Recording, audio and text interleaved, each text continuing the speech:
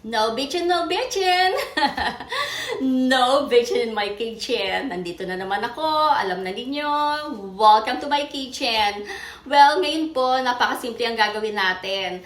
Ako po ay magluluto ng pampano. Hello, everyone! Okay, nagsasalita yung isda. Okay, so lulutuin ko po itong pampano, pero gusto kong makita ninyo kung paano yung pag-cut ko ng pampano. Yun ang exciting part doon. Gusto kong ipakita to sa inyo. Alam kong sabihin ninyo, ano ba yan? Fish lang, ibibideo pa. Pero kasi excited po ako na ipakita sa inyo kung paano ko ikakat ang pampano na to. Okay. So, relax. So, ito na po ang ating pampano. Ipapakita ko sa inyo kung paano ko siya ikinakat bago ko siya iprito. Okay, umpisa ako sa dulo.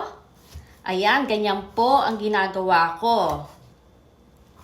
I'm not sure po kung ginagawa nyo rin po ito.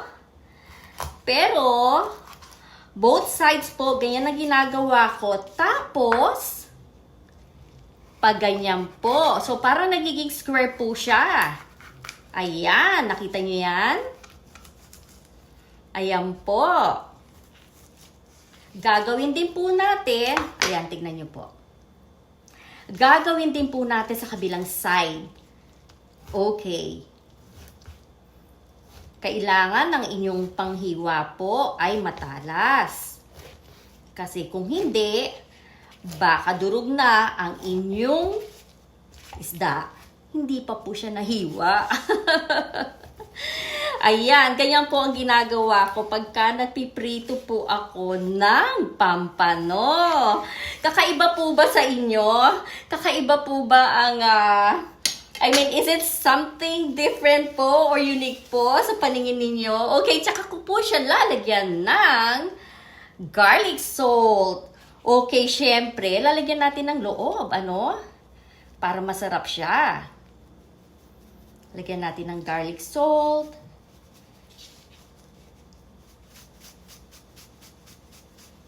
Ganyan lang po. Yung garlic salt na yan, ayan, I make sure yung pong loob meron. Para syempre masarap ang ating isda pagka pinirito. So magkabila po yan, nilalagyan ko po ng garlic salt.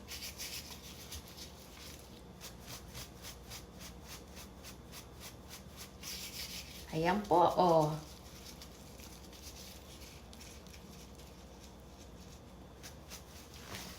Okay, so ganyan lang po siya. And I just need to repeat the process po. Doon po sa ibang fish po natin. Ayan, tingnan nyo po. So, ipiprito na po ito natin. Just maybe a few minutes para medyo masok lang yung ating yung nilagay na garlic salt at ipa-fried na po natin siya. So, ayan na po ang ating pritong pampano. Nakita nyo, ayan po yung kinat ko kanina. Ayan o.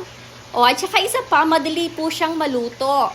Meron pa akong isa sa frying pan na hinihintay kong maluto. Siguro a few minutes, luto na yon. So, thank you po sa panonood sa aking video. Don't forget to subscribe to my YouTube channel. See you guys later. Bye!